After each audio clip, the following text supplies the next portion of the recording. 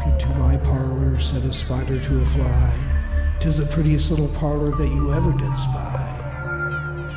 The way into my parlor is up a winding stair, and I have many pretty things to shew when you are there. Oh, no, no, said the little fly, to ask me is in vain, for who goes up your winding stair can ne'er come down again. I'm sure you must be weary with soaring up so high.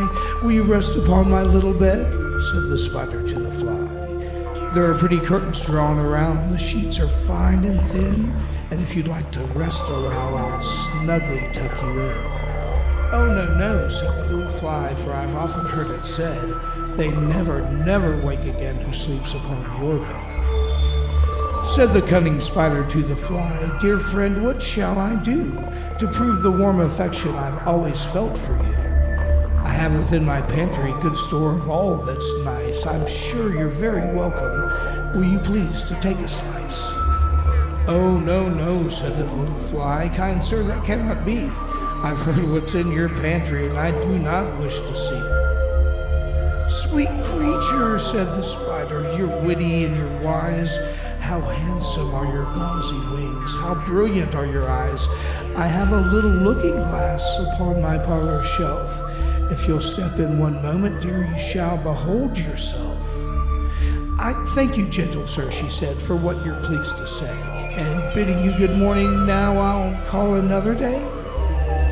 The spider turned him round and bowed and went into his den, for well he knew the silly fly would soon come back again. So wove a subtle web in a little corner sly, and set his table ready to dine upon the fly. When he went out to his door again and merrily did sing, come hither, hither, pretty fly, with the pearl and silver wing. Your robes are green and purple, there's a crest upon your head.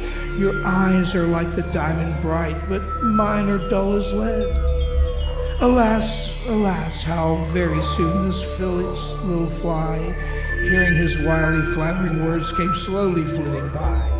With buzzing wings she hung aloft, then near and nearer drew, thinking only of her brilliant eyes of green and purple hue, thinking only of her crested head, poor foolish thing. At last up jumped the cunning spider and fiercely held her fast.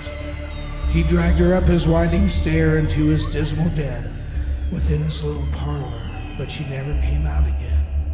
Now, dear little children, who may the story read, to idle, silly, flattering words I pray you never heed. Unto an evil counselor, close heart and ear and eye, and take a lesson from this tale of the spider and the fly.